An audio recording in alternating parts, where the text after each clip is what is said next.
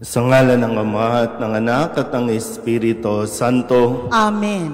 Ang pagpapala ng ating Panginoong Hesus Kristo, ang pag-ibig ng Diyos Ama, at ang pakikipagkaisa ng Espiritu Santo naway sumainyong lahat. At sumaiyo rin. Mga kapatid, aminin natin ang ating mga kasalanan upang tayo'y maging marapat gumanap sa banal na pagdiriwang.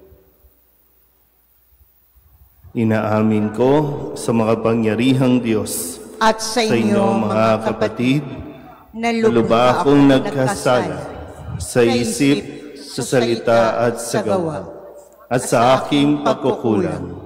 Kaya isinasamo ko sa mahal na Birheng Maria, sa lahat ng mga anghel at mga banal, at sa inyo mga kapatid, na ako'y panalangin sa Panginoong ating Diyos.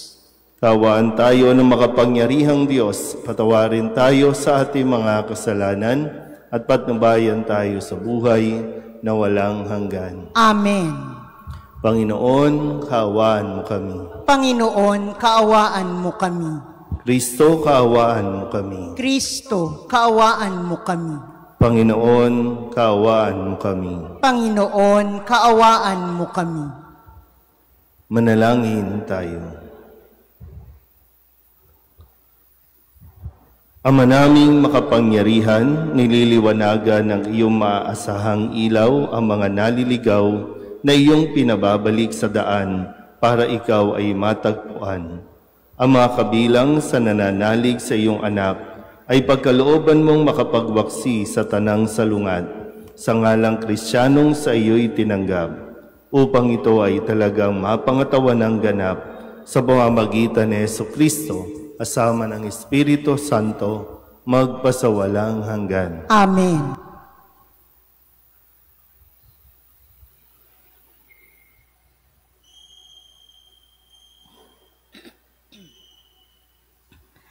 Pagbasa mula sa aklat ng Exodo. Noong mga araw na iyon, naglakbay ang mga Israelita patungong Sukot. Humigit kumulang sa 600,000 ang mga lalaki, bukod pa sa mga babae at mga bata. Maraming hindi Israelita ang sumama sa kanila. Marami silang dalang tupa, kambing at baka. At niluto nila ang dala nilang gagawing tinapay na wala pang lebadura. Hindi nila ito nakuhang lagyan ng lebadura sapagkat apurahan ang kanilang pag-alis sa Ehipto. Wala na silang panahong magluto ng pagkain. Ang mga Israelita ay nanirahan sa Ehipto ng 430 taon. Huling araw ng ika-430 taon nang umalis sa Ehipto ang mga hukbo ng Panginoon. Nang magdamag na yaon, sila iniligtas ng Panginoon at inilabas sa Ehipto. Kaya ang magdamag na yaon ay itinalaga nila sa pag-alaala sa pagliligtas sa kanila ng Panginoon. Ang pag-aalaalang yaon ay natuloy nilang gagawin habang panahon. Ang salita ng Diyos. Salamat sa Diyos. Ang pag-ibig ng may kapal ay tunay na walang hanggan. Ang pag-ibig ng may kapal ay tunay na walang hanggan. O pasalamatan ang Panginoon Diyos, pagkat siya'y mabuti. Ang kanyang pag-ibig ay pangwalang hanggan at mananatili. Nang tayo'y malupig ng mga kaaway, di niya nilimot. Ang kanyang pag-ibig ay mananatili at di matatapos. Nang tayo'y masakop ng mga kaaway, pinalaya tayo. Ang kanyang pag-ibig ay mananatili, hindi magbabago. Ang pag-ibig ng may kapal ay tunay na walang hanggan. Ang mga panganay na mga Ehipsyo ay kanyang pinatay. Ang kanyang pag-ibig ay di kumukupas at pangwalang hanggan. Ang nasa Ehiptong mga Israelita, siya ang naglabas. Ang kanyang pag-ibig ay mananatili at hindi kukupas. Ang ginamit niya ay mga kamay niyang makapangyarihan. Ginawa niya ito pagkat ang pag-ibig niya ay walang hanggan. Ang pag-ibig ng may kapal ay tunay na walang hanggan. Ang dagat ng tambo ay kanyang hinati at natuyong tunay. Ang kanyang pag-ibig ay hindi kukupas at pangwalang hanggan. Ang pinili niyang bayan ng Israel ay doon dumaan. Ang pag-ibig niya ay hindi kukupas at pangwalang hanggan. Ang harit Faraon ay ang hukbo nito ay kanyang nilunod. Ang pag-ibig niya ay pangwalang hanggan, hindi matatapos. Ang pag-ibig ng may kapal ay tunay na walang hanggan. Tatayo na po ang lahat.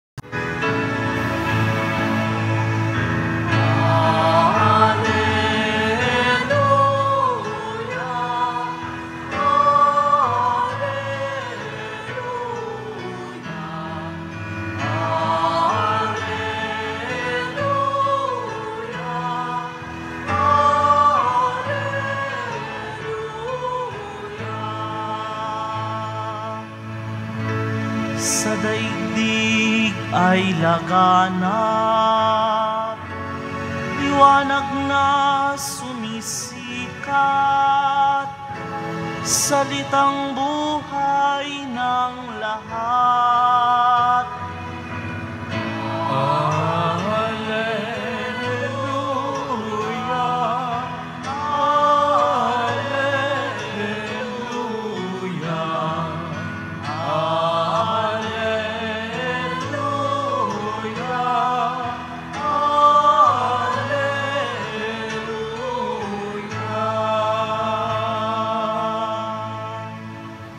Sumainyo ang Panginoon. At sumaiyo rin. Ang mabuting balita ng Panginoon ayon kay San Mateo. Papuri sa iyo, Panginoon. Noong panahong iyon, umalis ang mga Pariseo at nag-usap-usap kung paano ipapapatay si Jesus. Alam ito ni Jesus kaya't umalis siya noon. Maraming sumunod sa kanya at pinagaling niya ang lahat ng may sakit. Ngunit mahigpit niyang ipinagbilin sa kanila na huwag ipamamalita ang tungkol sa kanya. Nangyari ito upang matupad ang sinabi ni Propeta Isaías. Naririto ang lingkod ko na ako rin ang humirang. Minamahal ko ng labis, lubos kong kinalulugdan. Ang banal kong espiritu sa kanya ay ibibigay. Sa lahat ng mga bansa, ibabadhay katarungan. Hindi siya makikipagtalo, mahinahon kung mangusap. Ang tinig niya sa lansangay, tinig lamang na paanas.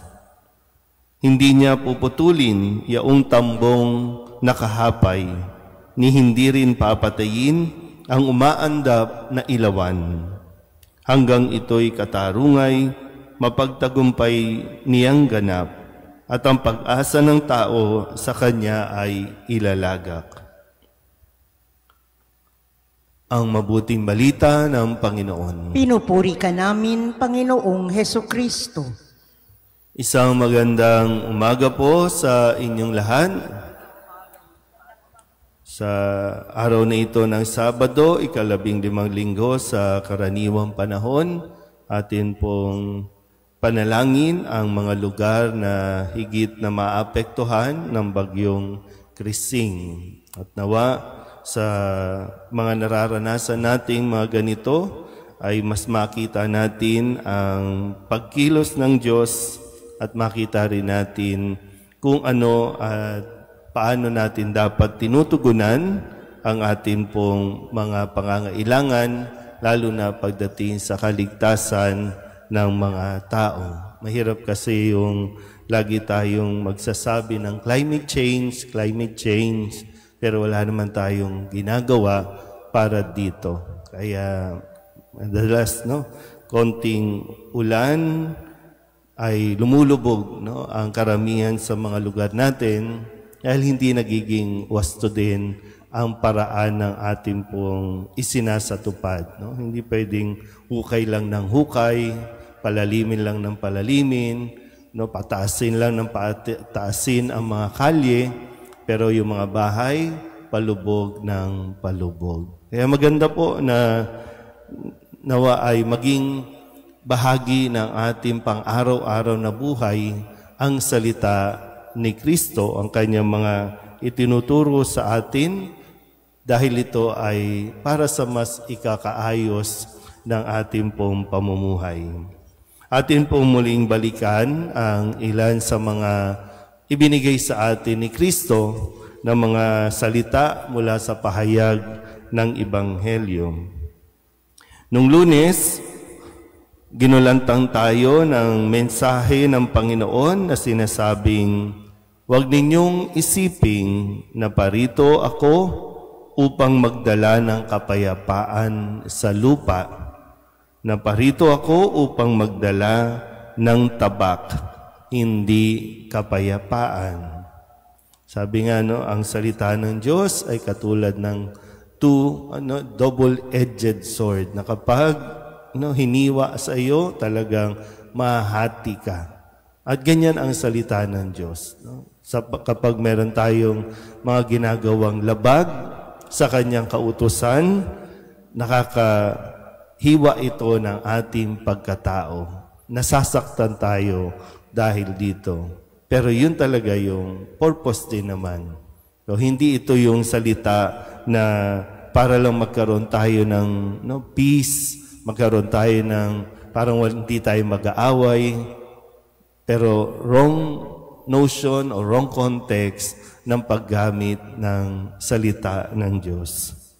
Noong Martes, muli, ang sabi ni Kristo, "Sinasabi ko sa inyo, sa araw ng paghuhukom ay higit na mabigat ang ipaparusa sa inyo kaysa dinanas ng Sodoma." Ito yung mga bayan na sinumbatan ni Kristo, yung bayan ng Corazin, Bethsaida, at Capernaum, dahil napakaraming kababalaghan ang ginawa sa kanila, napakaraming taong may sakit na kanyang pinagaling sa bayang ito, pero hindi sila nagsisi at tumalikod sa kanilang kasalanan.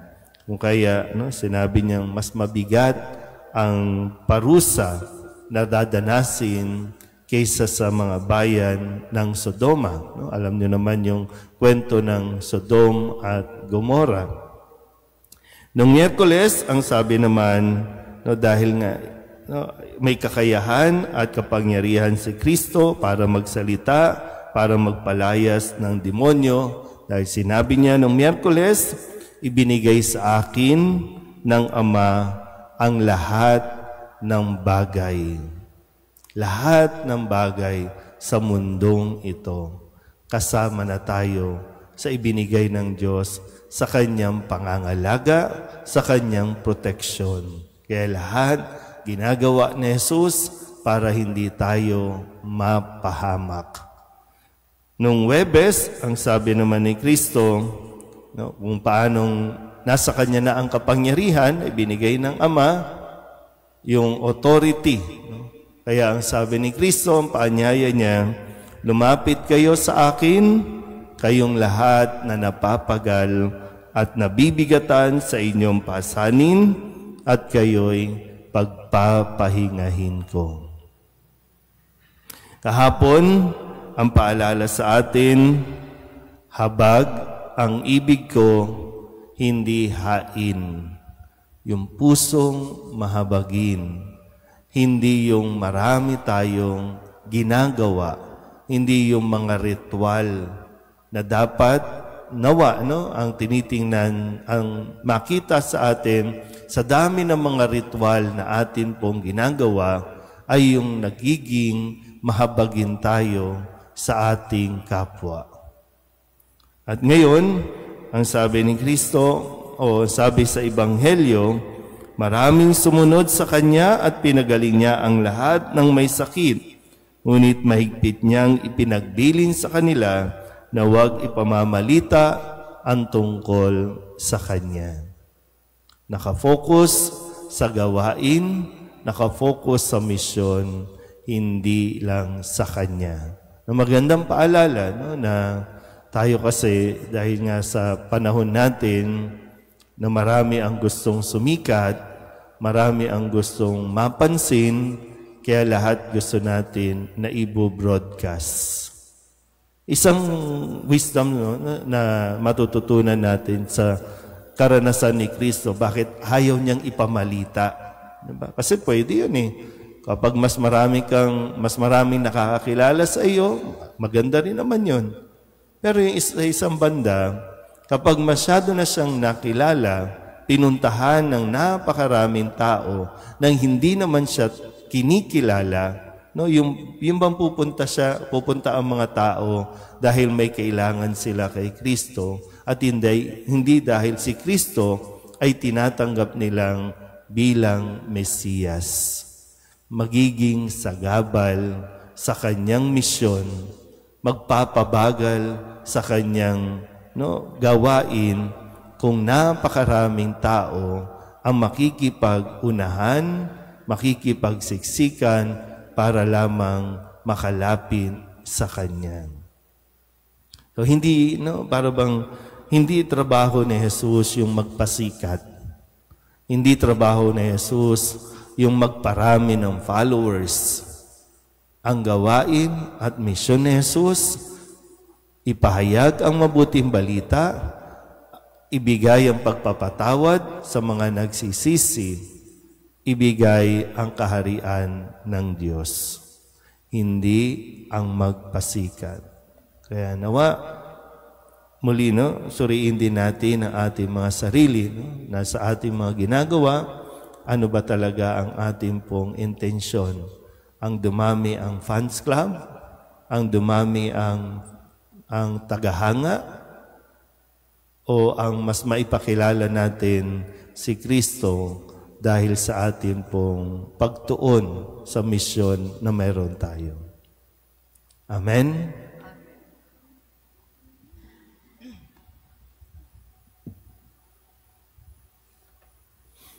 Bumaling tayo sa Diyos, ang ating mahabaging Ama, siyang hindi tumatalikod sa mga mahihirap at mga nangangailangan. Ang ating pong itutugon, Ama ng mga dukha at mahihina, maawa ka sa amin. Ama ng mga dukha at mahihina, maawa ka sa amin. Ang simbahan, naway makita bilang tahanan para sa mga mahihina at mga dukha. Manalangin tayo sa Panginoon. Ama ng mga dukha at mahihina, maawa ka sa amin. Ang mga lingkod publiko, naway tunay na maglingkod sa kanilang pinamumunuan ng may matuwid na hangarin. Manalangin tayo sa Panginoon. Ama ng mga dukha at mahihina, maawa ka sa amin. Ang mga nagtalaga ng kanilang mga sarili sa kabanalan, naway ibigay ng buong buhay nila sa Diyos at sa simbahan, sa pamamagitan ng kanilang pagiging saksi. Manalangin tayo sa Panginoon. Ama ng mga dukha at mahihina, maawa ka sa amin. Ang mga may sakit at nagdurusa, naway tingnan natin ng may habag at unawa. Manalangin tayo sa Panginoon. Ama ng mga dukha at mahihina, maawa ka sa amin. Ang mga namatay, naway makadama na mapagligtas na kapangyarihan ng Diyos. Manalangin tayo sa Panginoon. Ama ng mga dukha at mahihina, maawa ka sa amin.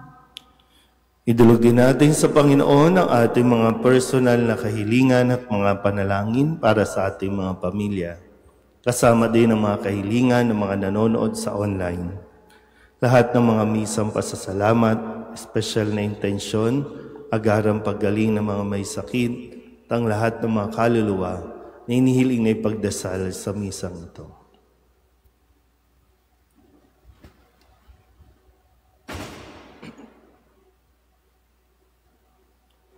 Ang lahat ng ito ay inihiling namin sa ngalan ni Kristong aming Panginoon. Amen.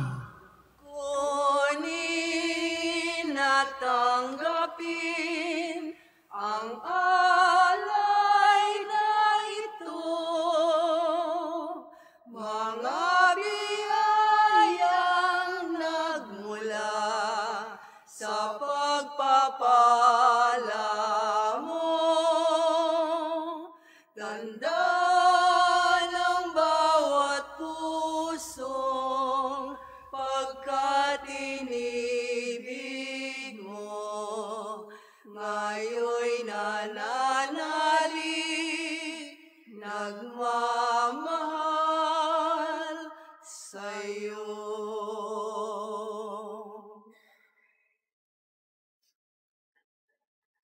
Manalangin kayo mga kapatid upang paghahain natin ay kalugdan ng Diyos Amang makapangyarihan. Tanggapin nawa ng Panginoon itong paghahain sa iyong mga kamay, sa kapurihan niya at karangalan, sa ating kapakinabangan, at sa buong sambayanan niyang banal.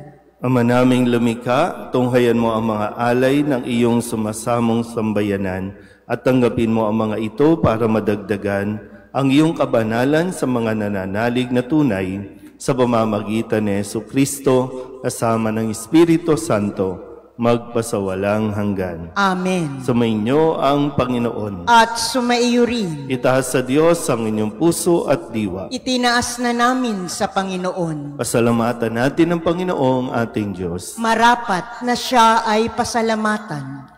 Ama naming makapangyarihan, tunay ngang marapat na ikaw ay aming pasalamatan. Sa iyong paglingap at kagandahang loob, ang tao'y nilikha mo at pinangangasiwa sa sansinukob. Sa hangad mong siya'y iwastong lubos, siya'y pinagdusa mo sa kanyang pagtalikod. Sa iyong paggiliw, iyong ipinahintulot na makabalik siya sa pamamagitan ni Kristo Jesus. Kaya kaysa ng mga anghel na nagsisiawit ng papuri sa iyo, nang walang humpay sa kalangitan, kami nagbubunyi sa iyong kadakilaan.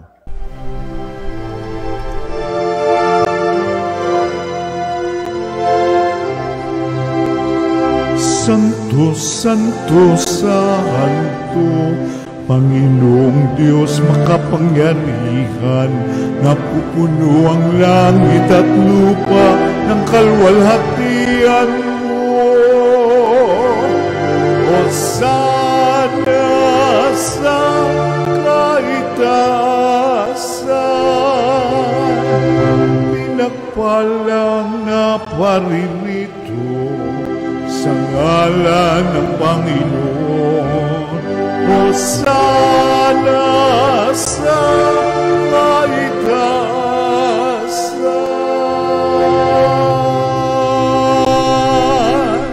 Ama naming banal, ikaw ang bukal ng tanang kabanalan. Kaya't sa pamamagitan ng iyong Espiritu, gawin mong banal ang kaloob na ito upang para sa aming maging katawan at dugo ng aming Panginoong Jesucristo. Bago niya pinagtiis ang kusang loob na maging handog, hinawakan niya ang tinapay, inasalamatan kaniya, inaghati-hati niya iyon, iniabot sa kanyang mga alagad at sinabi, tanggapin ninyong lahat ito at kanin, ito ang aking katawan na ihahandog para sa inyo.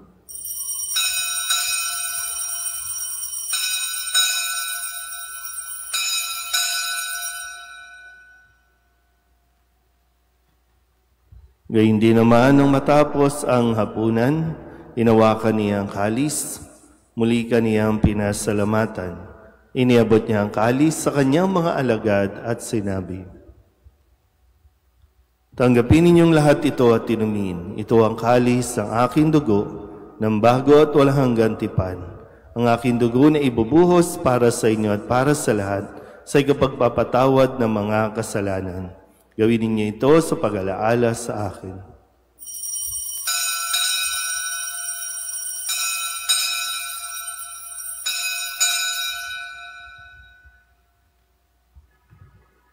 Ipagbunyi natin ang misteryo ng pananampalataya. Si Kristo'y namatay, si Kristo'y nabuhay, si Kristo'y babalik sa wakas ng panahon. Ama, ginagawa namin ngayon ang pag-alaala sa pagkamatay at muling pagkabuhay ng iyong anak. Kaya tiniaalay namin sa iyo ang tinapay na nagbibigay buhay at ang kalis na nagkakaloob ng kaligtasan. Kami nagpapasalamat dahil kami iyong minarapat na tumayo sa harap mo para maglingkod sa iyo. Isinasamo namin kami magsasalo-salo sa katawan at dugo ni Kristo ay mabuklod sa pagkakaisa sa pamamagitan ng Espiritu Santo. Ama, lingapin mo ang iyong simbahang laganap sa buong daigdig. Puspusin mo kami sa pag-ibig kaysa ni Leon na aming Papa at ni Jose na aming Obispo at ng Tanang Kaparian. Alalahanin mo si Romel na tinawag mo mula sa daigdig na ito. Nung siya'y binyagan, siya'y nakaisa ni Kristo sa pagkamatay. Ngayong siya'y pumanaw, naway makaisa siya ni Kristo sa pagkabuhay. Alalahanin mo rin ang mga kapatid naming nahimlay na may pag-asang sila'y muling mabubuhay, gayon din ang lahat ng mga pumanaw. Kawaan mo sila at patuloyin sa iyong kaliwanagan. Kawaan mo at pagindapating kaming lahat na makasalo sa iyong buhay na walang wakas. Kaysa ng mahal na Birheng Maria na ina ng Diyos, ng kabiyak ng puso niyang si San Jose. Kaysa ng mga apostol at ng lahat ng mga banal na namuhay dito sa daigdig ng kalugod-lugod sa iyo, may pagdiwang nawa namin ang papupuri sa ikararangal mo sa pamamagitan ng iyong anak na aming Panginoong Hesukristo. Sa pamamagitan ni Kristo, kasama niya at sa Kanya, ang lahat ng parangal at papuri ay sa iyo, Diyos amang makapangyarihan, kasama ng Espiritu Santo, magpasawalang hanggan.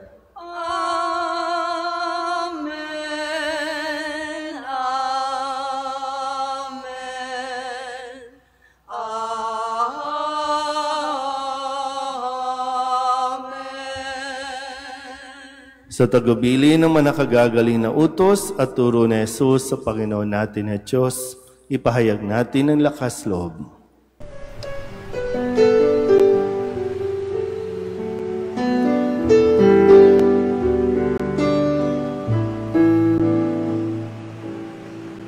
Ama namin, sumasalang ka, sambahin ang ngalan mo, mapasamin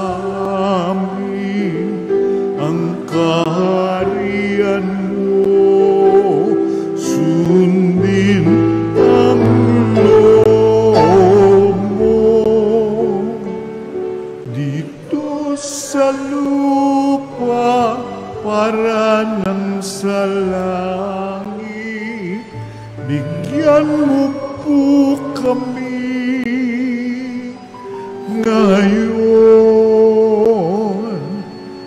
ng aming kakanin sa araw-araw at patawarin mo kami sa aming mga sala, para ng pagpapatawan namin sa nagkakasala sa amin, at huwag mo kaming ipagdulot sa tukso, at yadya mo kami sa lahat ng masama.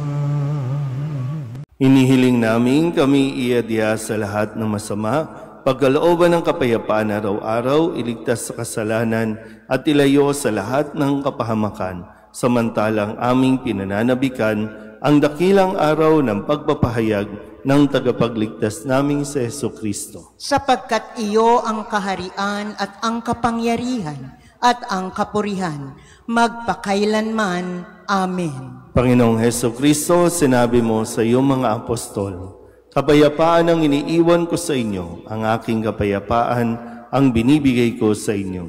Tunghayan mo ang aming pananampalataya at huwag ang aming mga pagkakasala. Pagkalooban mo kami ng kapayapaan at pagkakaisa ayon sa iyong kalooban, kasama ng Espiritu Santo, magpasawalang hanggan. Amen. Ang kapayapaan ng Panginoon ay laging sumainyo. At sumaiyo rin. Magbigayan po tayo ng kapayapaan sa isa't isa.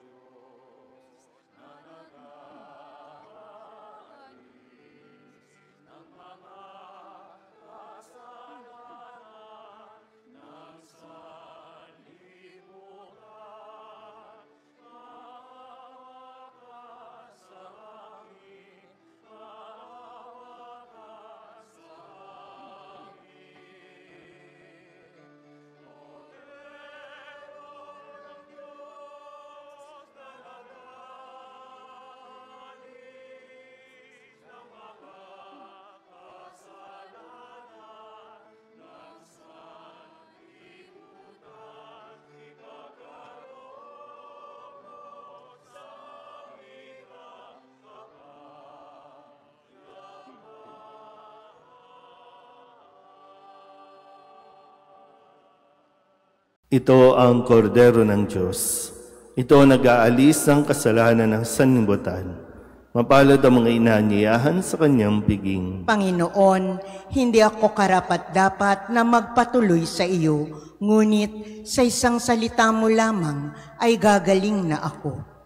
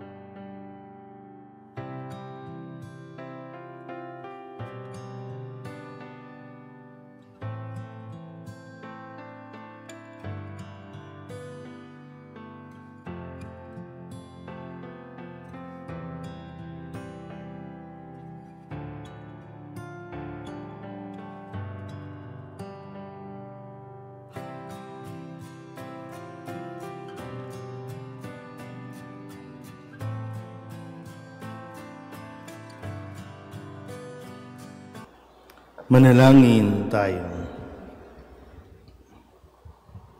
Ama naming mapagmahal, kaming mga pinapagsalo mo sa piging na banal ay makatanggap nawa ng bungang karagdagan ng iyong pagliligtas na aming ipinagdiriwang sa pamamagitan ni Jesucristo kasama ng Espiritu Santo magpasawalang hanggan. Amen. Sumainyo ang Panginoon. At sumaiyo rin. At pagpalain kayo ng makapangyarihang Diyos, Ama at Anak Espiritu Santo. Amen. Tapos ang banal na misa, mayo tayo sa kapayapaan ni Kristo. Salamat sa Diyos. Magandang umaga po. Nuestro Padre Jesus Nazareno, sinasamba ka namin, pinipintungo ka namin, aral mo ang aming buhay at kaligtasan. Nuestro Padre Jesus Nazareno, iligtas mo kami sa kasalanan. Ang krus mong kinamatayan ay sagisag ng aming kaligtasan. Nuestro Padre Jesus Nazareno, dinarangal ka na amin.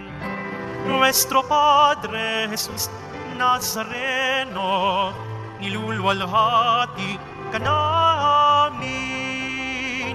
Nuestro Padre Jesus Nazareno, dinarangal ka na amin. Nuestro Padre Jesus Nazareno, nilulwalhati ka namin.